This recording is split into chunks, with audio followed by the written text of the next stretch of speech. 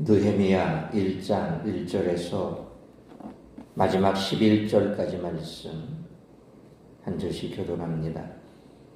하가랴의 아들 느헤미야의 말이라. 아닥사스다 왕 제20년 기슬루월에 내가 수상궁에 있는데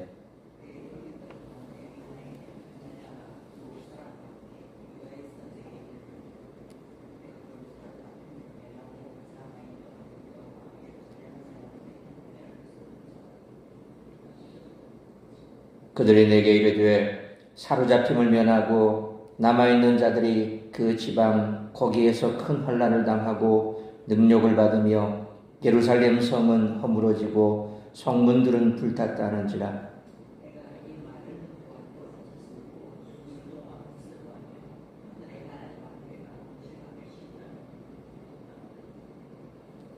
이르되 하늘의 하나님 여호와 크고 두려우신 하나님이여 주를 사랑하고 주의 계명을 지키는 자에게 언약을 지키시며 긍휼을 베푸시는 주여 간구하나이다.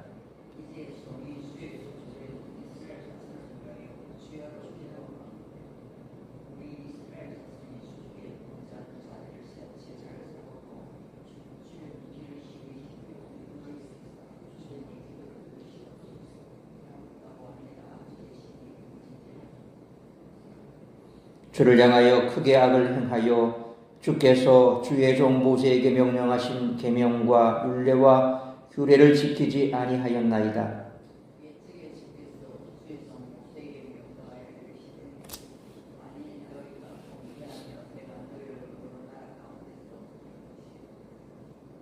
만일 내게로 돌아와 내 계명을 지켜 행하면 너희 쫓긴 자가 하늘 끝에 있을지라도 내가 거기서부터 그들을 모아 내 이름을 주려고 택한 곳에 돌아오게 하리라 하신 말씀을 이제 청하건대 기억하옵소서.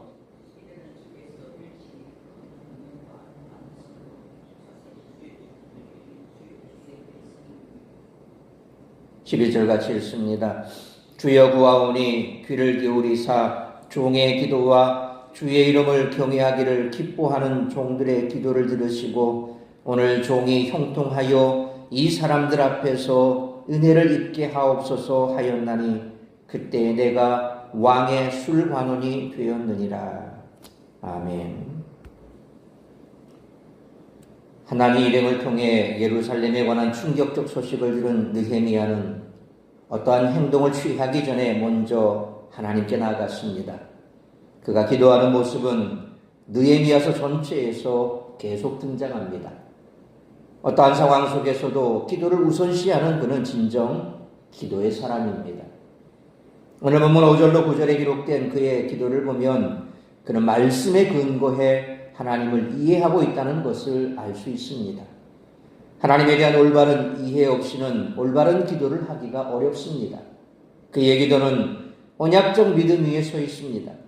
그는 주의 백성이 범죄함으로 흩어졌을지라도 그들이 다시 돌이키면 약속의 땅으로 돌아오게 하시겠다는 약속의 말씀을 근거로 호소하고 있습니다. 또한 느헤미야는 동족들의 죄를 제대로 간파했을 뿐만 아니라 자신을 그들과 동일시하며 중보한다는 점에서 모세의 모습을 떠올리게 합니다. 자칫 기도하고 있는 우리가 남들보다 더 낫다고 생각하기 쉽습니다. 하지만 나 또한 죄인들 중 하나임을 인식할 때 우리는 더욱 그들을 품을 수 있습니다. 이처럼 5절 말씀처럼 하나님의 이름을 부르고 6절로 7절 말씀처럼 백성들의 죄를 회개하며 중보하고 8절로 10절 말씀처럼 하나님이 자신의 동족을 구원해 주실 것과 11절 말씀처럼 자기 자신을 그 구원을 위한 도구로 사용해 주실 것을 간구한 느헤미야의 기도는 오늘날 우리가 해야 하는 중보 기도의 훌륭한 모델이 되기에 충분한 줄 믿습니다. 이상과 같이 포로 생활을 마치고 귀환한 유다 백성들은 성벽이 무너져 황폐한 상황으로 여전히 고통받고 있었습니다. 이 소식을 느헤미야가 접했습니다. 이 아닥사스다 왕의 술관원이었던 느헤미야는 고국의 백성들을 위해 자신을 드리겠다는 결단을 내립니다. 여기서 우리는 무너진 백성들의 삶을 다시 일으키시는 하나님의 크신 손길을 발견할 수 있습니다. 따라서 이와 같은 오늘 본문의 말씀을 통해 우리들이 깨달아야 할 것은 첫째로 1절로 3절 말씀처럼 하나님의 역사는 작은 관심과 질문에서부터 시작된다는 것입니다. 바사의 고레스 왕의 칙령에 따라 유다 백성들은 오랜 포로 생활을 마치고 70년 만에 고국으로 귀환했습니다. 1차 귀환 때는 스룹바벨의 영도하에 무너진 성전이 재건이 되었고 2차 귀환 때는 에스라를 통해 영적 부흥운동이 일어났습니다. 그러나 90여 년의 세월이 지났음에도 예루살렘 성벽은 무너진 채 방치되었으며 이로 인해 3절 말씀처럼 사로잡힘을 면한 자들과 귀환한 백성들이 모두 강도와 들짐승들의 위협에 노출되어 큰 환난과 능욕을 당하고 있었습니다. 이때 1절로 2절 말씀처럼 이 소식을 바사의 느헤미야가 듣습니다. 그는 아닥사스다 왕 술 맡은 관원으로 매우 영향력 있는 위치에 올라 아쉬울 것 없는 그런 상황이었습니다. 그러나 그는 유다에서 돌아온 일행에게 고국의 형편을 물었습니다. 그의 마음과 관심이 늘 고국을 향해 있었다는 증거입니다. 무너진 성벽을 다시 일으키는 위대한 일이 작은 관심과 질문에서 시작이 되었던 것입니다. 이기주의로 물든 세상에서 믿는 자들은 서로 돌아보는 습관을 지녀야 합니다. 이 작은 습관은 사랑과 선행으로 이어질 것입니다. 주위를 살피고 형편과 상황을 물어보십시오. 하나님은 거기서부터 놀라운 일을 시작하십니다. 그러므로 하나님의 역사는 작은 관심과 질문에서 시작되기에 습관적으로 주위를 살피고 서로 돌아보며 사랑과 선행을 실천함으로 하나님의 놀라운 일에 쓰임받는 우리 모두가 되시기를 축원합니다. 두 번째로 4절로 10절 말씀처럼 회복을 기대하며 회개하고 긍휼을 구하며 기도해야 한다는 것입니다. 고국의 형편을 들은 느헤미야는 4절 말씀처럼 수일 동안 크게 슬퍼합니다. 그는 동족의 아픔을 자신의 것으로 끌어안았습니다. 또 울며 앉아만 있지 않고 자신이 할 수 있는 최선을 실행했습니다. 그것은 바로 하늘의 하나님 앞에 금식하며 기도한 것입니다. 느헤미야는 5절 말씀처럼 약속을 지키며 긍휼을 베푸시는 하나님을 찬양하며 기도를 시작했습니다. 그리고 6절 말씀처럼 이스라엘이 현재 당하는 고통이 백성들의 죄 때문임을 자백합니다. 7절로 8절 말씀처럼 모세를 통해 주신 법을 지키지 않고 경고대로 흩어짐을 당했고 9절 말씀처럼 긍휼의 약속을 따라 돌아왔음을 재차 고백합니다.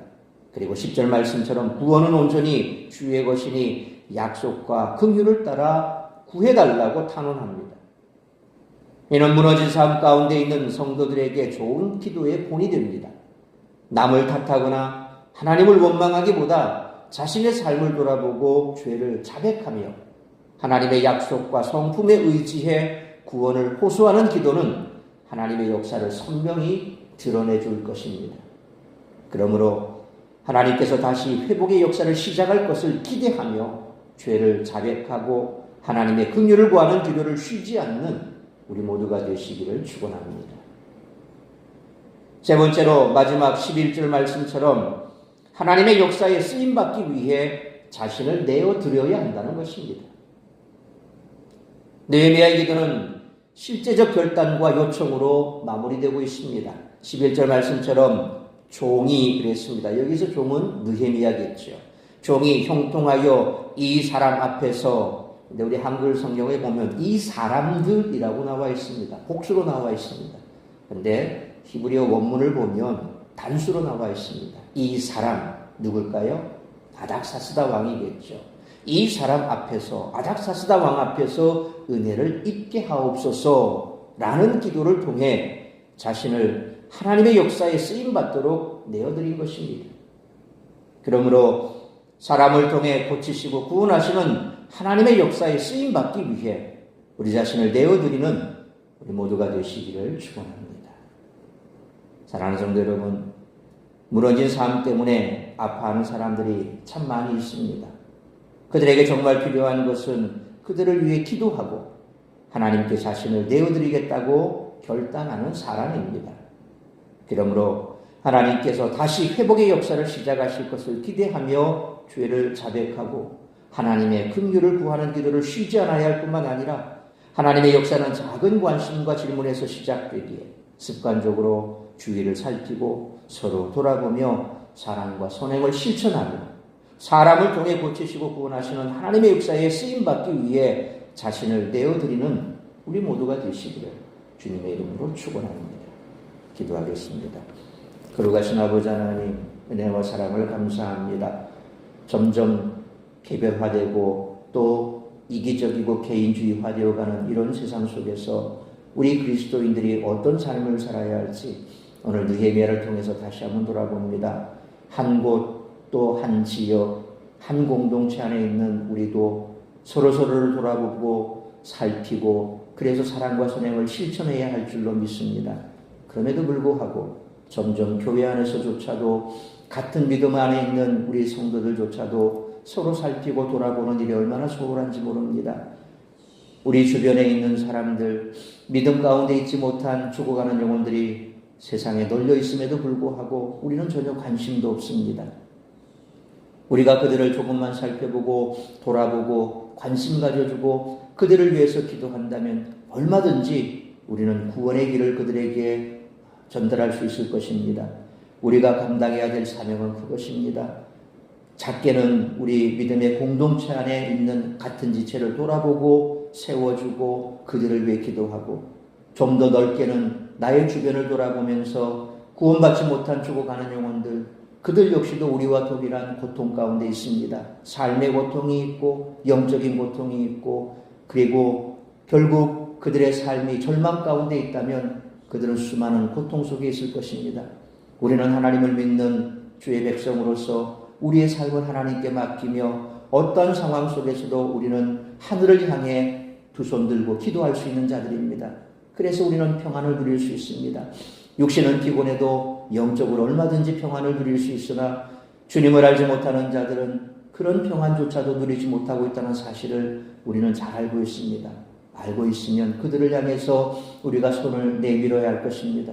관심을 가져주고 그들의 아픔을 살펴주고 그리고 그것에 동참해주고 그들을 위해 기도하고 구원의 복음을 전해야 할 것입니다. 느헤미야처럼 외면하지 아니하고 살펴보고 돌아보고 그리고 작은 실천과 사랑을 통해서 구원의 길로 인도하는 것, 그것이 바로 하나님이 이 시대에 우리에게 원하시는 것입니다. 이처럼 우리가 하나님께서 원하시는 그 작은 일에서부터 실천하고 그 작은 일을 잘 실천할 때에 하나님께서 우리를 들어 놀라운 구원의 역사에 쓰실 줄로 믿습니다. 우리 모든 성도들 이처럼 하나님의 놀라운 구원의 역사에 쓰임받기를 위해 우리 스스로를 하나님 앞에 내어드리며 작은 사랑과 실천을 통해서 하나님께서 베푸실 놀라운 구원의 역사에 동참하는 우리 모든 성도들의 삶이 될 수 있도록 인도하여 주옵소서. 오늘 이 한날도 나를 통하여 이루어가자 하는 하나님의 뜻이 무엇인지 그 뜻을 이루어드리는 복된 한날의 삶을 살아갈 수 있는 우리 모든 성도들 될 수 있도록 붙들어 주시고 인도하여 주시기를 간절히 빌고 소원하오며 이 모든 말씀 우리 주 예수 그리스도의 이름으로 기도하옵나이다. 아멘.